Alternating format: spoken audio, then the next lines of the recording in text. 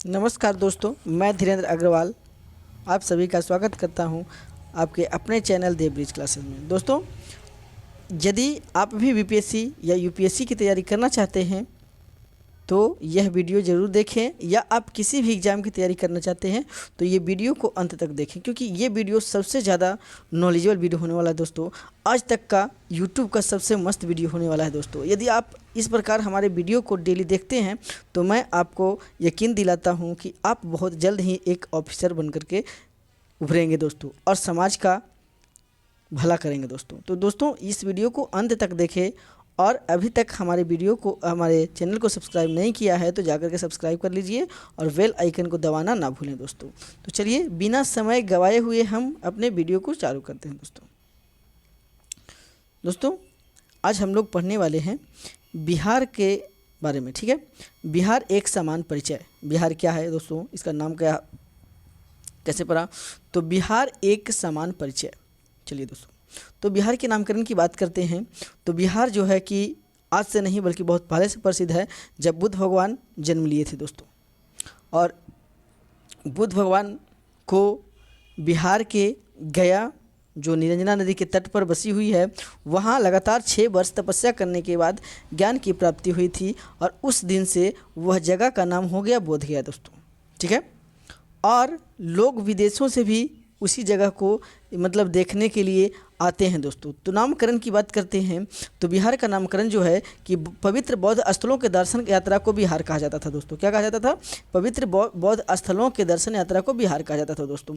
तो यहाँ जब बुद्ध भगवान को ज्ञान की प्राप्ति हुई थी तो लोग बिहार करने आते थे, वहीं से नाम हुआ विहार। चलिए दोस्तों आगे बढ़ते हैं।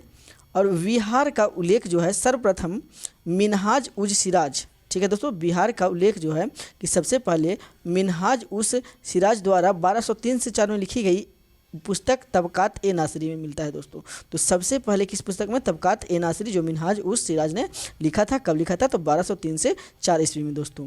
तुर्क शासनकाल में ही प्रशासनिक मुख्यालय बिहार के स्थान पर बिहार कहा जाने लगा दोस्तों। और जब बिहार में तुर्कों का शासन था तो वहीं से बिहार का जो मुख्यालय है बिहार कहलाने लगा दोस्तों, बिहार कहलाने लगा दोस्तों। और आज जहाँ बिहार शरीफ है वहाँ 8वीं शताब्दी में पाल वंशीय मगध सम्राट गोपाल द्वारा उदंतपुरी विश्वविद्यालय की स्थापना की गई थी दोस्तों। आज जहाँ पे भी बिहार शरीफ है वहाँ पे 8वीं शताब्दी में गोपाल नामक पाल वंशीय शासक ने उदंतपुरी विश्वविद्यालय की स्थापना की थी दोस्तों, जिसे 12वीं शताब्दी के अंत में, जिसे कब 12वीं शताब्दी के अंत में लगभग 1198 ईस्वी में इख्तियारुद्दीन इब्ने बख्तियार खिलजी के पुत्र इख्तियारुद्दीन इब्ने बख्तियार खिलजी के पुत्र मोहम्मद ने उदंतपुरी दुर्ग, जिसे हिसार बिहार कहा जाता था, तथा उदंतपुरी विश्वविद्यालय सहित सभी बौद्ध एवं जैन स्थलों, मठों, चैतालियों के संग्रामों को तहस-नहस करते हुए जो है कि पूरे क्षेत्र पर अधिकार कर लिया था। कौन? तो मोहम्मद। ठीक है दोस्तों, और वह पूरे समाप्त कर दिया मतलब बिहार के बौद्ध धर्म को। ठीक है, पहले बिहार एक सूबा हुआ करता था दोस्तों। पहले जो है कि बिहार एक सूबा हुआ करता था दोस्तों। पहले क्या हुआ करता था? बिहार एक सूबा हुआ करता था, जिसकी प्रथम जानकारी जो है हमें 12वीं शताब्दी की अरब उमर मिनहाजुद्दीन उस्मान बिन सिराजुद्दीन जुजनानी, इनकी पुस्तक में मिलती है दोस्तों। ठीक है, तबकात ए नासरी में से होती है दोस्तों। ठीक है, आधुनिक बिहार दोस्तों, जब अब हम बात करते हैं कि आधुनिक बिहार जो हमारा है वो कैसे नाम पड़ा, तो दोस्तों आधुनिक बिहार के बारे में जानकारी समझ लेते हैं। आधुनिक बिहार का नाम कैसे? तो मुगलों की शासन व्यवस्था जब अंग्रेज़ों की ईस्ट इंडिया कंपनी के हाथों में चली गई दोस्तों। जब हमारे साथ भारत में, हमारे बिहार में मुगल का शासन था, उसके बाद क्या हो गया कि वो मुगल और अंग्रेज लड़े तो उनकी हार हो गई मुगलों की, और उस जिससे क्या हो गया कि अंग्रेज़ों की ईस्ट इंडिया कंपनी के हाथों में चली गई बिहार की शासन। ठीक है, तब कंपनी सरकार जो है ने अपनी पकड़ मजबूत करने के लिए बिहार, बंगाल तथा उड़ीसा को मिलाकर एक संयुक्त प्रांत का गठन किया। तब कंपनी सरकार ने क्या किया दोस्तों कि 3 राज्यों को मिलाकर के, जो भी 3 राज्य हैं बिहार, बंगाल और उड़ीसा को मिलाकर के जो है कि एक संयुक्त प्रांत का गठन किया, और कोलकाता को इसकी राजधानी बना दिया दोस्तों। और क्या किया कि कोलकाता को देश की राजधानी बना दिया दोस्तों। अब देखिए कि इससे क्या हुआ कि बिहार में बंगालियों का वर्चस्व स्थापित हो गया दोस्तों। अब हर जगह जहाँ पर राजधानी है उन्हीं के लोगों का वर्चस्व होगा, तो उनका वर्चस्व हो गया। वह बिहारियों से भेदभाव करने लगे। क्या किया कि बंगाल के लोग जो हैं कि बिहारियों से भेदभाव करने लगे, जिससे क्या हुआ शिक्षित बिहारियों में प्रतिक्रिया ही दोस्तों, क्योंकि कोई भी शिक्षित वर्ग होगा वो अपने आप से जो है कि भेदभाव करने नहीं देता है, नहीं देगा।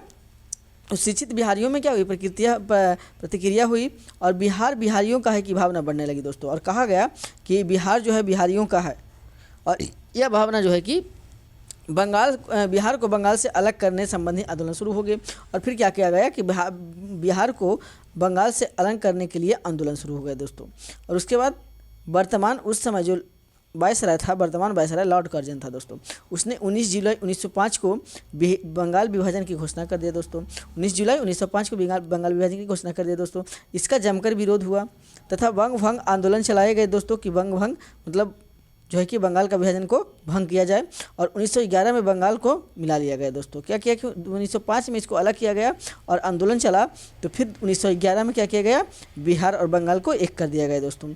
और 12 दिसंबर 1911 को इंग्लैंड के सम्राट जॉर्ज पंचम, ठीक है, का शाही दरबार दिल्ली में आयोजित हुआ था दोस्तों। कब, 12 दिसंबर 1911 को इंग्लैंड के सम्राट जॉर्ज पंचम का शाही दरबार दिल्ली में आयोजित हुआ।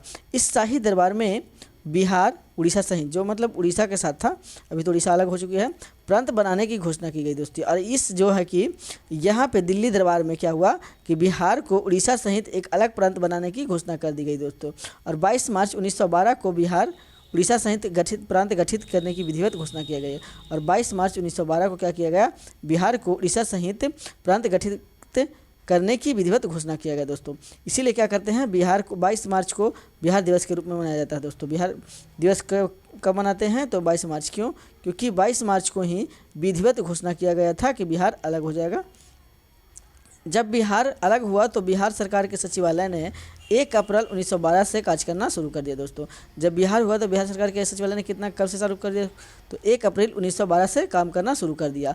1 अप्रैल 1936 को उड़ीसा को बिहार से अलग कर दिया गया दोस्तों। और फिर क्या किया गया कि बिहार से उड़ीसा को भी क्या किया गया, अलग कर दिया गया। कब, 1 अप्रैल 1936 को दोस्तों। उड़ीसा के सरायकेला खरसावा जिले को मई 1948 में बिहार राज्य में मिला लिया गया दोस्तों। और उड़ीसा के कुछ जो है क्षेत्र हैं, कुछ जिले जो हैं, उसको 1948 में लिया गया, जैसे सरायकेला और खरसावा को, ठीक है। और राज्य पुनर्गठन आयोग की अनुशंसा पर 1 नवंबर 1956 ईस्वी को बिहार के 3166 वर्ग मील भूमि पर बंगाल का स्थानांतरित कर देना पड़ा दोस्तों, क्योंकि वह बंगाल भाषी क्षेत्र था। और राज्य पुनर्गठन आयोग के अनुशंसा पर 1 नवंबर 1956 को क्या किया गया दोस्तों कि 3166 वर्ग मील भूमि पर बंगाल को क्या किया गया, बंगाल को दे दिया गया। क्यों, क्योंकि वहाँ की जो भाषा थी बंगाली थी दोस्तों। और उसके बाद दोस्तों तो 15 नवंबर 2000 को दक्षिण बिहार के 79,714 वर्ग किलोमीटर है, मतलब कि 46% पर अलग राज्य झारखंड का गठन हो गया दोस्तों। और 15 नवंबर 2000 ईस्वी को दक्षिण बिहार के 79,714 वर्ग किलोमीटर, मतलब कि 46% पर अलग झारखंड राज्य का क्या हो गया, गठन हो गया दोस्तों। और इस प्रकार 15 नवंबर 2000 से बिहार का वर्तमान स्वरूप जारी है दोस्तों। यदि आपको यह वीडियो अच्छी लगे तो लाइक कीजिए, शेयर कीजिए, कमेंट कीजिए दोस्तों। और हमारे चैनल देवब्रिज क्लासेस को सब्सक्राइब करना ना भूलें। और दूसरे को भी बताएं कि देवब्रिज क्लासेस में जो है कि अब बीपीएससी की पढ़ाई शुरू हो चुकी है। और जिन्हें भी बीपीएससी की तैयारी करनी है दोस्तों, तो वह हमारे वीडियो को देखें। और यकीन दिलाता हूं दोस्तों कि आपकी सफलता आपके साथ होगी और जल्द ही सफलता मिलेगी। बस मेहनत करना पड़ेगा दोस्तों। तो जय हिंद दोस्तों।